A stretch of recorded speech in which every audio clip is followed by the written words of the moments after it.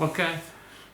Hi everybody, and welcome back to Sit and Knit for a Bit, Spring Edition with Arne and Carlos. And we are, as always, your hosts. Arne and Carlos.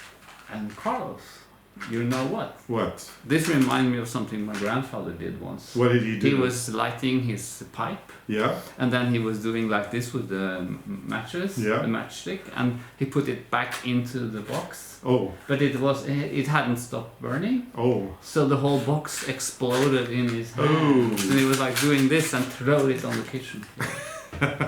Yeah. So I learned the hard way. So I'm very careful when I put it back. Yeah, but you know that nowadays the matches are safe. I mean, back in those days, like, because we know how old you are. I'm just kidding. Be careful. Just Look kidding. like Yeah, no, but back in those days, the matches didn't have those safety features that Do they they have now. safety features? Yeah, you can't just if you blow them out, they kind of blow out, I think, and they're safer now. I didn't know that. Yeah. Is this something you came up with, or is it? No, but before you could take a match and you could literally just do that against the wall. Well, you can't do that anymore. No, you can't. That's what you see in films Yeah, sometimes. but you could do that in the past, but not anymore. No, they have a few safety features, so they're okay. And in our culture, we do tend to light a lot of candles. Not in summer though. No. But otherwise, we in Scandinavia light a lot of candles. It's ironic though, because we live in wooden houses, Yeah. but we're very relaxed about it, and we're okay. But it's So- like it's dark in the winter and you need a lot of candles. Yeah. And this time there's a lot of yellow candles in the shops. Yeah, And I think right now there is a lot of I yellow like to here. fill the house with yellow, and I found this ball of yarn. Yeah, that is the most yellow yarn It's so that yellow. I have ever seen in my life, and it's a big ball as well, isn't and it? it's synthetic, so you should be careful. Don't put it too close to the lights of the candles. But I started to make chickens because I haven't done this since I was a kid. Yeah. Did you do this when you went to school? Actually, no. Yes, I did. Pom Pom chicken. I did. Absolutely. I haven't done it in so many years, and it's kind of fun. And you have to use this yarn for something. But now I think we can have like yellow chickens everywhere. Yeah, they're a lot of fun to do, I have And to I say. did like a little bit of grooming. It looks Yeah. like an owl. The So- profile is an owl. It's a super easy thing to do. You just, grab some pom-pom makers, grab some yarn, and then what you do is you do 2 pom-poms in 2 different sizes. So, for example, a small and a medium, or a medium and a large. And then when you've got your 2 pom-poms, you've got your head and your body, just take them, put them together, and then you can tie, with the loose ends, tie them up. And there then you are. once you do that, you do beads for the eyes, and then you can cut little cardboard triangles for the beak. And they need a lot of grooming, because I think we have to groom this one even more Yeah. to make more shape for the head so you can see it more clearly. You're good at grooming. Yeah, and also I learned, I'm not going to do it here, but I learned the best technique from a professional pom-pom maker in Peru. No, I'm not kidding. No, it's when true. we were manufacturing in Peru, we learned from the professionals how to make a perfect pom-pom. And what they do is they just Smack hit it, they whack it on the table or on the surface over and over again, and very quickly, until the pom-pom kind of becomes this really dense thing. It's quite incredible to see. I think we have to do pom-poms together tonight. Yeah. We'll have these like on every window shell. And this reminds me of something when I was little, because we had like double windows, the one is always there, and the one you take in the autumn, and you take it out in spring. Okay. But in between we had cotton. Mm. And then we kept all the leftover yarn from the knitting or things like that, and then we had that white cotton on the shelf in between those Yeah. 2 frames, and then you took the scissor and you did like short yarn pieces. Yeah. It's like icing on a cake or something. Yeah. Actually, you did this. Yeah, I did once. The first year that I spent winter here in this house, you And we did did it in the kitchen. And I thought, I didn't know I didn't know anything. So I thought that he was actually isolating the windows. No, So I asked you about it, and you looked at me like I was from another it planet. was purely decoration. Yeah, it's purely decorative, wasn't We it? changed the windows. Remember, they were really bad, the old windows. Remember, there was one day it was very windy, and we came home, and the inner windows frames were lying on the floor. Yeah. So it's been windy. Yeah, it is, yeah. So anyway, today is Friday. So this is the second Exodus day. Lots of people arrived into the area around here yesterday, and there's going to be more people coming in today. So we are best. We have it best here at home. We're not going out, not going to the supermarkets. But we go skiing. Not doing anything. Yeah, we will. And oh, by the way, I just peeled an orange, and would you like to share this with Yes, me? please. So, Because when you go skiing for Easter, you need to have oranges in your Yeah. bag, and you need the chocolate and something warm like coffee or hot chocolate, something. definitely. You, yeah. And did you know, Arne, that one orange has enough vitamin C? Will give you enough vitamin C for the day. Uh-huh. So an orange a day, that's all you need to keep your vitamin C levels going. And an apple a day keep the doctor away. That too. We have a little bit of everything. But they're good. But remember when I was a kid, because I'm so old, we put sugar in the, it looked like a piece of sugar, and we pressed the sugar into the orange because they were so sour. Yeah. So We don't do that anymore. no, I was just going to comment on how delicious and how sweet this orange is. Today we can get oranges the entire year, Yeah. and they're kind of generic now, and they're all really sweet and delicious. But when you were younger, and when I was younger, it wasn't quite so. The oranges were actually a little bit more bitter in the They past. were, yeah. And a lot of people would insert a sugar cube before they had Or many sugar. well, depending on how sweet your tooth is, you would have probably inserted Yeah. like 12 sugar cubes. More than one, actually. Yeah. But yeah, But you didn't do that. no, because I grew up in South America. Yeah. So I don't have any memories of Oh, sugar cubes Sugar in the cube. in the orange. But I know that a lot of people did that. that's so strange. There's so many things we don't do anymore. Yeah, It's like- that's one of them. And oranges were a luxury thing. Like my grandmother said that some Christmases she could get one orange from her grandmother. Was That would have been a Christmas. big Yeah, thing. Yeah. yeah. We're talking before the 19. She was born in 1910. Yeah, we're talking before the mid 1950s, I would say, even early 60s.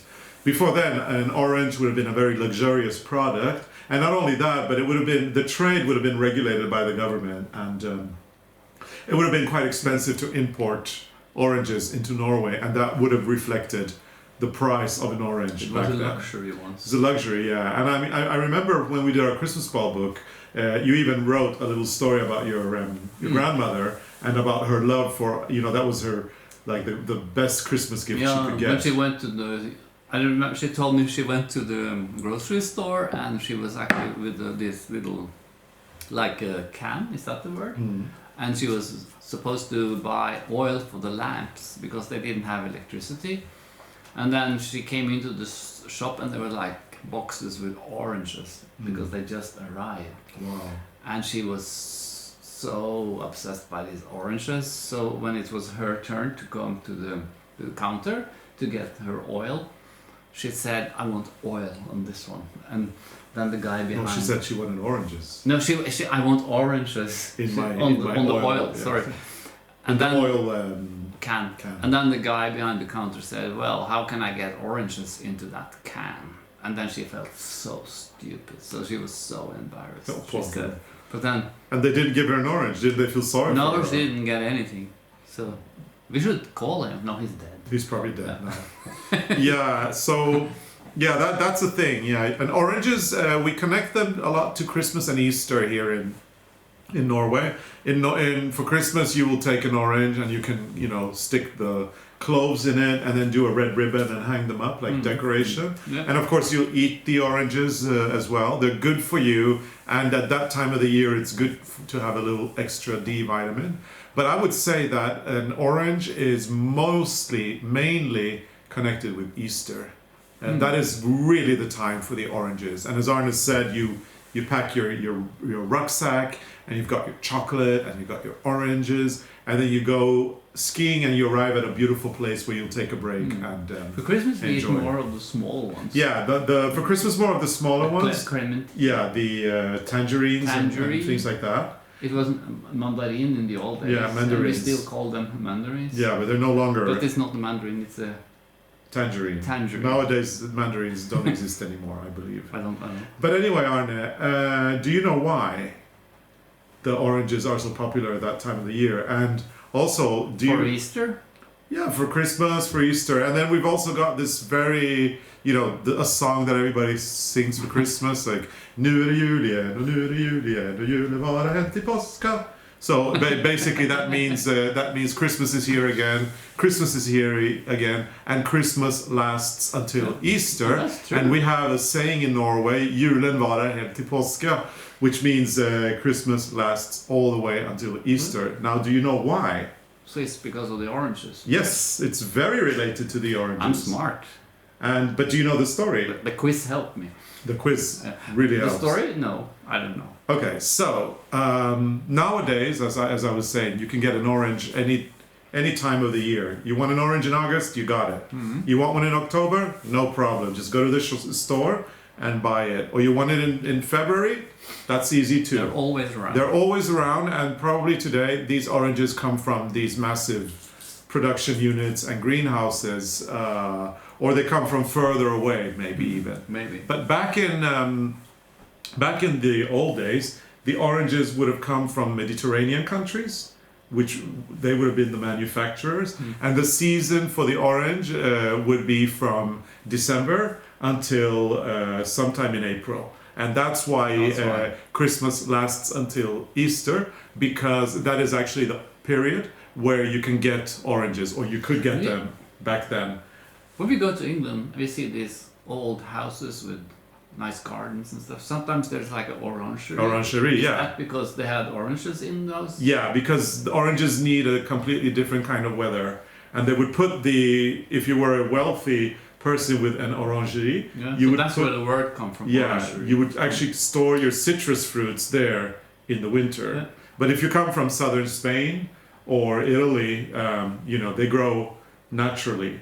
Yeah. And then they would have been harvested and eaten between the period between Christmas and Easter. Now, the best oranges, they would have been available around Easter time, the highest quality and the most delicious. And that is probably the reason why we connect Easter more with oranges than what we do with Christmas. Yeah. Do we get them from Portugal? Yeah, it's not a Mediterranean country, but yeah. Yeah, because I remember, I picked up a little bit of Farsi, Iranian or Farsi, and I think orange in Farsi is Portugal. Oh, really? I think it is. Oh. If I remember correctly, Portugal. So I see. Portugal. But yeah, because they were tastier closer to Easter, that's why we nowadays put them in our rucksack and go skiing and eat them. And this is something that has been done from the mid to late 50s, because before that it was regulated by the government and import taxes and probably some luxury taxes. Probably. But after this was the trade with oranges was deregulated, it became more of a common and more affordable item, so that people would be able to purchase more of them. And do you know something? No. And this may not make sense to you, but back in the 60s, a peeled orange would have been cheaper. So an orange that was ready peeled would have been cheaper than a non-peeled orange. Will you buy a ready peeled orange? If I was lazy and didn't want to peel it, yeah. That sounds a bit strange. Someone else has touched. Yeah. Maybe it's a machine who made it. Yeah, no. But how does this make sense? Yeah. How does that make sense? Somebody peels the orange, and it's cheaper than the ones that are not peeled. I know the answer. Yeah, I don't know. Because in the 60s, there was a company, or still exists. It's a company that makes Akuit. Mm-hmm. And they would distill the Akuit from orange peel. So they almost gave away the orange. Well, yeah, they didn't need the orange to make their aquavit, but they needed the peel. Orange juice. They could have done that, but people would have gone there and bought they would have put the oranges out, and people would have bought them cheaper. That's a bit strange. Yeah, but it's a bit of we have orange to buy history. That day, maybe. If not, it dries out. Yeah. Yeah. That's Okay. true. So, you know a lot about oranges. Yeah, well, I kind of prepared for this podcast. Yeah, I never. And I really enjoyed the history, and I was very, because the whole Christmas lasts until Easter is something that we all know. It's in our bone marrow because of... we know, but we really don't know why. Yeah, well, now we know. Yeah, now we know. It's a saying, and we don't know why. Yeah, but now we know, which is good. Yeah. So, talking about packing, packing your rucksack and getting out of here, poor Petunia, our Narcissus or daffodil, is struggling a little bit, poor thing. I think we give her 2 more days. Yeah, I think that, Turid and the Petunia agree. And I think that we need to send her on an Easter holiday too. I think we should take her out and dry her and put her in the garden. But do you think she'll survive a couple of more days? I think we try 2 more days. And then we're going to take her out of the earth, Yeah. we're going to dry her, and then in the fall we're going to put her back in the earth. And she'll come back beautifully next year. But I was thinking, Carlos, like talking about the oranges. Mm-hmm. Because when we go skiing, you have all that thing with you, but sometimes I find it very strange when you start peeling oranges when it's very cold outside, because you get so sticky on your fingers. Mm-hmm. I don't like that. I would have oranges when it's mild outside. Yeah. Not on the ski trip. Yeah, maybe, yeah. But we do it. Yeah, I don't agree. I think it should be, the traditional. Some traditions you need to uphold. But sometimes it's hard when it's cold. So, but speaking about mountains, we've got. You have the chocolate paper. Yeah, it's on the floor. Maybe someone has licked it. No. Well, if it has been licked, it's been by Freya or Elmer or Framer actually. Yeah. So, but anyway, we've got a few more. Yeah, which one are we on now? Of our mountain code rules to read, and I think it's very appropriate. This one is about packing and things that you should bring. So we've already said, get a rucksack. You make a thermos of hot cocoa. Yeah. You add the chocolates. You add the oranges. Something good to sit on. Yeah, you need something to sit on. And felted thing or something. Yeah, a nice felted thing. And then today's mountain code says, it's at number 7. And in Norwegian, from the chocolate paper, it says bruk kart og kompass. Vit alltid hvor du er. That's use a map and a compass. Always know where you are. Yeah. And we will highly recommend, if you are going to bring a map and a compass, not to rely on your smartphone, because if you do, then you also have to pack an extra battery for it, just in case you run out of battery. You might not have connection where you are. Exactly. So it's always better to have a map and a compass in your rucksack. And this goes for Norwegian mountains and also mountains in the rest of the world. This is actually quite funny, because a few days ago I heard something on the radio about this. There was I think it was someone, like a plane crash or something, and someone survived, and they found a map in the rest of the airplane. Maybe it's not true, I don't know. And they Sounds like a TV show. And they were following the map, and they came to people, and then the people told them that this map is not from this area. Oh. They were following a map for Canada, but they were in Alaska or the other way. Hmm. So that's cool. Yeah, if it's a true story, it's very cool. If it's a true story, it's cool. Yeah. Yeah. Okay. And Arne, digressing. Yeah, you're digressing. But I was thinking about use a map and compass and always know where you are. This one's super easy to translate into knitting, isn't it? Yeah, this is like use a stitch marker to know where you are. Yeah. Pretty much. And I mean, as we already told you guys, or as everybody knows, knitters are really good at having their gadgets with them at any time. However, and yesterday, we actually forgot the knitting tip of the day. Yeah, so we need 2 today. So today we're going to do 2. I'm going to do the first knitting tip, and then Arne is going to do the second after he finds the egg. Yeah, where's the egg? Well, we'll talk about that in a bit. But the first knitting tip, which is actually yesterday's, is related to that. If you need a stitch marker and you don't have one, you always have the end of your cast on. For example, if you did a long tail or something, you may have quite a long end. And what we recommend is to take that end and then take it out and put it between 2 stitches, like so. And then when you continue knitting, it will get there, and then you'll always know that is the beginning. And you won't lose it. And you won't lose it. And then after you knit, say 3-4 rounds, you can bring it up again a second time, and then you can bring it up a third time, so that you'd have like the loose end going kind of up. It's also nice when you put it around the leg on the stitch, because then you pull that you can pull the leg, and then it's easy to count stitches. Yeah, it's a very, very easy... Was that the second tip? No, that's the first tip. Because that was 2 in 1. What? That was 2 tips in 1. Oh, okay. So we've got 2 tips in 1. Use it as a stitch marker, and you can also put it in the stitch to pull the yarn to pull the leg, so it's easier to count stitches. Okay, cool. So now we've got 2 tips. That counts as 2, doesn't it? That is 2 tips. Great. So we're certainly out of the hook on on so that one that's the tip of the day. Done deal. Okay, Arne. I know where the egg is. Well, but I hit it well, didn't I? Yeah, I did. I almost panicked, but then I saw a yellow thing sticking out of the birdhouse. Okay, and so will you pick up the egg, please? No, I can't, because I'm like... You're dressed for a Zoom meeting I'm dressed again. for a Zoom meeting again. You never learn, huh? No, so you have to... I have to do it for you slide again. out of the picture and pick it up. No, Can you move up?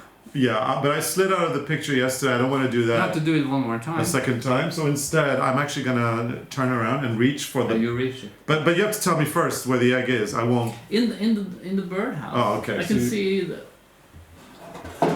I saw the ribbon. Yeah, it's. But I have to say I panicked a little bit, because when I came into the room I couldn't see the egg. Yes. So I'm opening it. Open the door.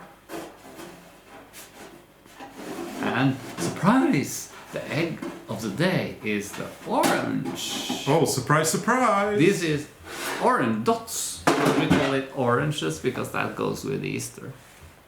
So that's the egg of the day. Yeah, there may be some very pedantic people out there who are going to say it's not an orange, it's a lemon. But No, it's round. yeah, no, but what I'm thinking is people may say color. it's not an orange, it's a lemon because we've used the yellow, but that's not the point. The point is that the egg is called oranges because of the oranges tradition. And if you want to knit it in orange, you can knit it in orange. It's really up to you. But because we wanted to have a pink egg, we felt that the yellow was better contrast And than we the didn't orange. have the orange at the time. Yes, we did. We didn't have, we found this one. But later. that's not this is orange. more This orange. is yellow. It's yellow. This is yellow. More yellow. Yeah. Yeah. And the orange that we had was a little bland. Yeah, that was bland. Yeah, you couldn't use it. Yeah, I think the one we have is called cantaloupe. Yeah. But this yellow, which is a little bit kind of like an acid color, was perfect in order for the colors to pop a little more. So that's the orange. So it's still called orange, even if we use yellow. We're just letting you know that is the way it is. And now, Carlos, we have to take the skis and walk in the woods. Yeah, because and today. eat more oranges. Yeah, today dinner is going to be a little later. So we're going to pop on some skis. And what's for dinner? I think you guessed. Crab? It's one or the other. So, no big surprises there. No. But yeah, we're going to go on a little ski trip and burn off a little bit of the chocolate that we had this morning. Yeah. And then we're going to come back and have a lovely dinner. We have a competition going on. Yeah, so if you want to be part of the competition, you should take a picture of the eggs you're making and the eggs from the knit along, and use hashtag ARNE CARLOS or sit and knit for a bit. Yep. And then you will be part of the competition. Yeah, and it's random. Yeah. We're going to select a random winner. Because it's Either so from- hard to pick the best pictures, because there's so many nice pictures. Yeah. So the random winner is going to be selected from either Instagram or Facebook. So it means that you can post on each one of the social medias or both if you have. The first random thing we're going to do is select whether it's going to be Facebook or Instagram. We're going to do that at the end of the last day of the calendar. No. No, we're not, because that's not going to be. No, we're not going to do finished that. yet. We're going to do that on May the- 31st. On the first sit and knit for a bit. Sorry? On the first sit and knit for a bit after Easter. Yeah, so May 31st. Yeah. We're gonna select the social media that we're gonna select from randomly as well. So you have a great chance. The more you post, the more entries you have, and it's kind of like the lottery, since it's random. And we look forward to seeing even more pictures, and we want to thank everybody for the amazing photography that we have received until now. Yeah. And then we want you to engage and what's it called? Subscribe and put on your notifications. Yep, that's exactly And what we want you to engage do. means thumbs and comments and pictures. Mm-hmm. You know, Carlos, nothing happens around here right now. No. I feel like I can't actually remember the different days. Mm-hmm. That's a bit confusing because they're all almost the same. This is the only thing that happens. Yeah. Well, and we had an orange. That was the highlight of. And that was the highlight. Another highlight for me right now is that I am, once the camera is off, I'm going to get up and I'm going to go and I'm going to put a pair of pants on The new for the first time today so that we can go out and have that lovely ski trip. I think we have to take a walk in the woods. And as you said, I got myself some new ski pants, so I'm looking forward to wearing those. Okay. Yeah, so I think that's it. And That's you it. have to remember to blow the candles. Yeah, we'll blow the candles out, and I'm going to try to persuade you that we have enough. 8 pom-pom chicken are more than enough. But anyway, thank you so much for watching, and we'll see you again soon. Actually, we'll see you again tomorrow. Need more. We're going to have that discussion later. Okay. See you tomorrow. Bye. Bye.